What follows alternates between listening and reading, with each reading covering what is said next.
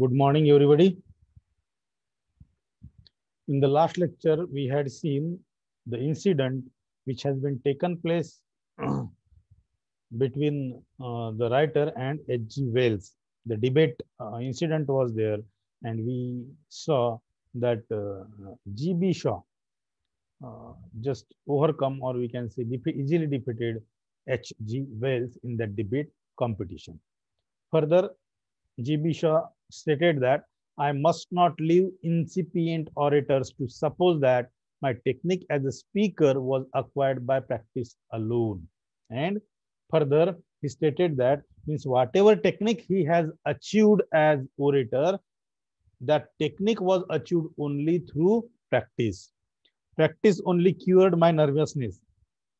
Further, he said that only practice only cured my nervousness. Whatever nervousness is there in my heart, that nervousness was cured by practice and accustomed me to speak to multitudes as well as to private persons. And because of that practice, I could be able to speak to the multitudes as well as to private persons. आणि त्या प्रॅक्टिसमुळेच त्या सर्वामुळेच मी असंख्य लोकांसमोर बोलू शकलो होतो. सोबतच असंख्य प्रायव्हेट लोकांसमोर सुद्धा मी बोलू शकलो होतो. आणि याचं सगळं श्रेय प्रॅक्टिसला जाते. कारण की असं म्हणतात, फ्रान्सिस बेकन म्हणून गेले, practice makes a man perfect. सरावाने माणूस म्हणजे कोणत्याही गोष्टीच्या सरावाने माणूस परिपूर्ण बनतो.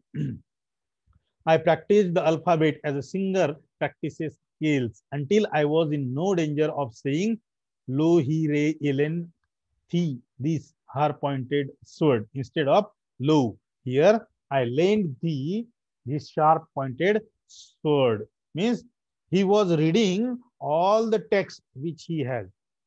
He was reading or he was practicing on the text in such a way that means no one can understand when he was practicing. So further he stated that he practiced the alphabets just like a singer practices skills. ज्या पद्धतीनं एखादा गायक ते जे scales असते त्यांचं musical इन्स्ट्रुमेंटचं, ते scales ची प्रॅक्टिस करते, म्युझिकल इन्स्ट्रुमेंटची प्रॅक्टिस करते, तशा पद्धतीनं मी सर्व अल्फाबेट्सची प्रॅक्टिस केली होती. आणि जोपर्यंत I was in no danger of saying lo, here I lend thee the sharp pointed sword, means until and unless I cannot utter those words properly, I practiced or I just continued my practice. Lessons in elocution should always be taken by public speakers when a phonetically competent teacher is available. Further, he stated that lessons in elocution means vaktruttva.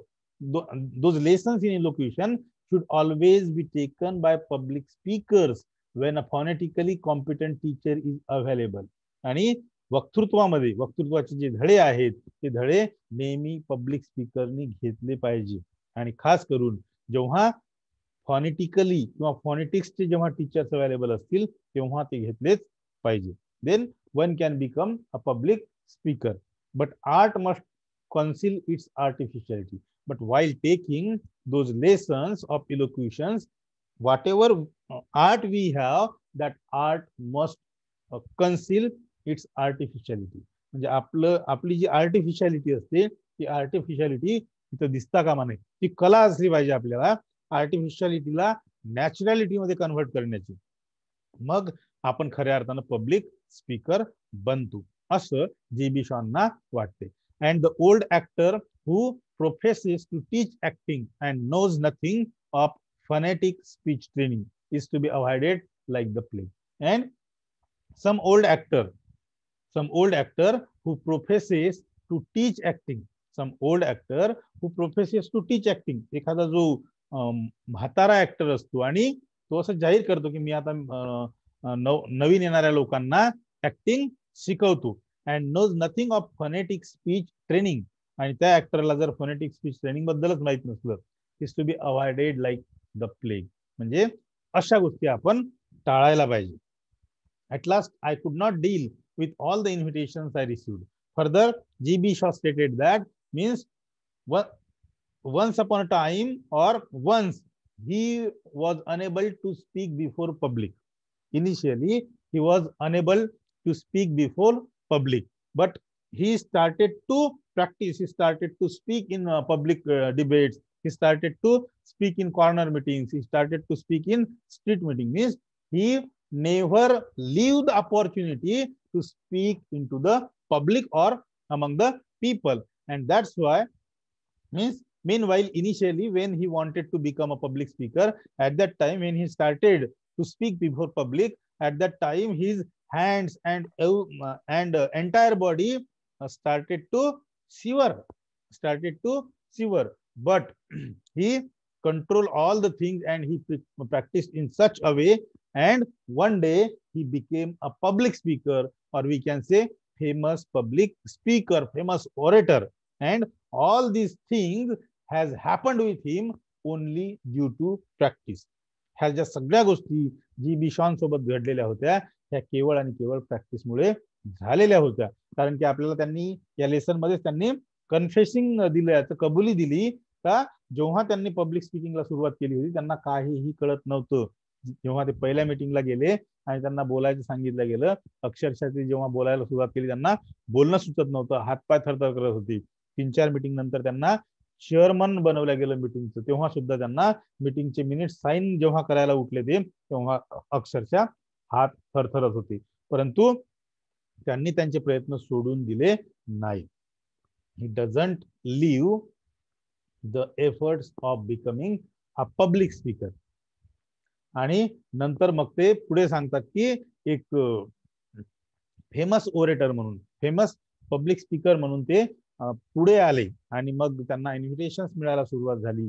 नंतर ते सांगतात की hide park मध्ये जे भाषण होतं 6 पोलिसांसमोर, ते त्यांच्या आयुष्यातलं उत्कृष्ट भाषण होतं, जे की मुसळधार पाऊस सुरू होता. 6 पोलीस त्यांच्यावर वॉच ठेवण्यासाठी आले होते, आणि मुसळधार पावसामुळे तिथं ऑडियन्सेस येऊ शकले नाही. तिथं सोसायटीचे सेक्रेटरी आलेले होते. त्या सेक्रेटरींनी त्यांच्या अंगावर छत्री पकडलेली होती, आणि मग त्या पोलिसांसमोरच त्यांनी भाषण दिलं. ते त्यांच्या आयुष्यातलं सर्वात चांगलं भाषण आहे असं त्यांना वाटते. मग त्यांना इन्व्हिटेशन्स मिळायचे, परंतु फर्स्ट कम, जे त्यांच्याकडे पहिले येईल त्यांना ते पहिले डेट देत असायचे, असं त्यांचं चालू होतं. आणि जेव्हा जेव्हा ते भाषणाला जात असायचे तेव्हा कुठलेही पैसे, कुठलीही फी ते आकारत नव्हते. मात्र त्यांना ठराविक अंतरापेक्षा जास्त अंतर भाषण द्यायला जायचं असेल तेव्हा मात्र जी.बी. शॉ म्हणजे त्यांच्या येण्या जाण्याच्या तिकिटाचे, रेल्वेचं 3rd क्लास तिकीटचे पैसे फक्त ते घेत असायचे. आणि जिथे कुठे त्यांना पैसे घेण्यासाठी जबरदस्ती करण्यात येत होती. अश्विनी कोण आहे? अश्विनी, तसं काही अनोटेट वगैरे करू नको, हा, समजलं ना? इथं सगळं कळते कोण काय करत आहे. So he denied to take the money, परंतु जिथं जिथं मग त्यांना जबरदस्ती केल्या जायची, he accepted those money and he took only the fare of his railway ticket and rest of the money he used to donate the society. म्हणजे त्यांच्या रेल्वे तिकीटचे पैसे ते काढून घ्यायचे आणि बाकीचे सर्व पैसे त्या सोसायटीला दान करत असायचे. असं करून करून ते एक मोठे पब्लिक स्पीकर बनले. परंतु पब्लिक स्पीकर बनल्यानंतरही त्यांना लोकांकडून विरोध अपेक्षित होता. म्हणजे मी जे काही सांगतो तेच बरोबर आहे असं नाही, लोकांनी माझ्याशी डिबेट करावं, आणि म्हणजे नेमका एखादा टॉपिक काय आहे हे लोकांचे मत मांडावे आणि मी माझे मत मांडावे, या विचाराचे लेखक जी.बी. शॉ होते. तर शेवटी ते आपल्याला सांगतात की at last I could not deal with all the invitations I receive. मग सर ते शेवटी त्यांच्या आयुष्यात अशी वेळ येते की he could not deal all the invitations which has been received by him. जेवढे केवढे इन्व्हिटेशन्स त्यांना मिळत असायचे वेगवेगळ्या विषयावर बोलण्यासाठी, ते सगळे इन्व्हिटेशन्सला आता ते जाऊ शकत नव्हते. एवढ्या मोठ्या संख्येने त्यांना इन्व्हिटेशन्स मिळत असायचे. मग जेवढ्या इन्व्हिटेशन्सला त्यांना जाता आलं तेवढेच ते अटेंड करत असायचे. बाकी इन्व्हिटेशन्सला म्हणजे प्रत्येक ठिकाणी जाऊन बोलायला आता त्यांना शक्य होत नव्हतं, कारण की ते एक फेमस ओरेटर किंवा फेमस पब्लिक स्पीकर म्हणून पुढे आलेले होते. म्हणून त्यांना म्हणजे भरपूर लोकांकडून बोलावणं असायचं स्पीच देण्यासाठी, परंतु त्यांना ते शक्य नव्हतं. And the repetition of the same figures and arguments became tiresome. And the repetition of his speeches the repetition of the same figures, the repetition of all the arguments, it became tiresome to the author G.B. Shaw. आणि त्या गोष्टींवर चर्चा करणं, तेच ते debate करणं, त्याच फिगर्सची किंवा त्याच आर्ग्युमेंट्सची रिपिटेशन करणं, हे आता G.B. शॉला सुद्धा या सगळ्या गोष्टींचा कंटाळा आला होता. म्हणजे त्याच टॉपिकवर आता ते बोलत नसायचे किंवा आयोजकाकडून त्यांना त्याच टॉपिकवर जरी बोलायला काय म्हणू आपण बोलवलं गेलं तरी सुद्धा ते त्याच त्या टॉपिकवर बोलत नसायचे. त्याचा कंटाळा त्यांना आला होता. I was in danger of becoming a wind bag with only one speech and he was in danger. According to him, he think about himself that he was in danger of becoming a wind bag. Wind bag म्हणजे बळबळ करणारा व्यक्ती, तेच ते बोलत राहणे, जसा पागल व्यक्ती बोलतो तसा. तर he said that he was in danger of becoming a wind bag with only one speech. म्हणजे एकच स्पीच बळबळ करणारा जो व्यक्ती असतो, तो व्यक्ती कदाचित मी बळबळ करणारा व्यक्ती बनून जाऊ नये, तो धोका माझ्यावर होता, असं लेखक म्हणतात. थेन्सफोर्थ म्हणजे त्यानंतर. Thenceforth I orated on special occasions only, or at Fabian public meetings and in the St. Pancras Borough Council, to which I got elected while it was still a vestry. Vestry means Committee for the Secular Government of a Parish or Small Region. म्हणजे secular गव्हर्नमेंटची committee, एका small region साठी तयार केलेली committee. But I did not forget my acquired technique as a platform artist. It lasted until my final retirement from personal performances in 1941, my 85th year. So further he stated that henceforth I orated on special occasions only. आता तोपर्यंत किंवा त्यानंतर लेखकांनी असं ठरवलं होतं की I orated on special occasions only. आता लेखक म्हातारपणाकडे वळले होते आणि म्हणून त्यांनी असं ठरवलं होतं की आता मी वक्तृत्व म्हणजे एक वक्ता म्हणून बोलायला तिथंच जाईल जिथं एखादं स्पेशल ऑकेजन्स असेल.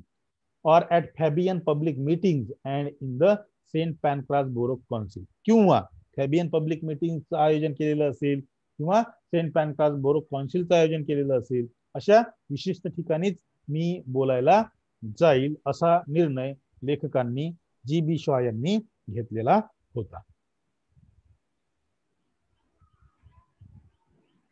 Just a minute.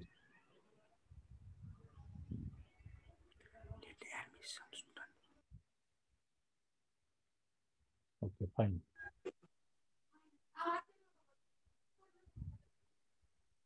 Please mute your mics.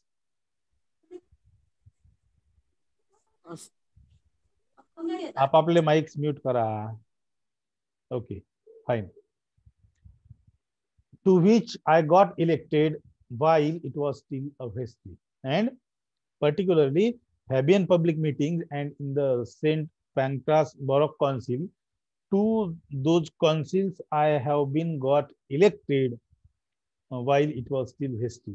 म्हणजे त्या बॉडीवर त्यांची निवड झाली होती आणि म्हणून त्यांना तिथं जाणं भाग होतं. But I did not forget my acquired technique as a platform artist. But writer didn't forget whatever technique he has acquired as a platform artist. That particular technique never forgotten by the author.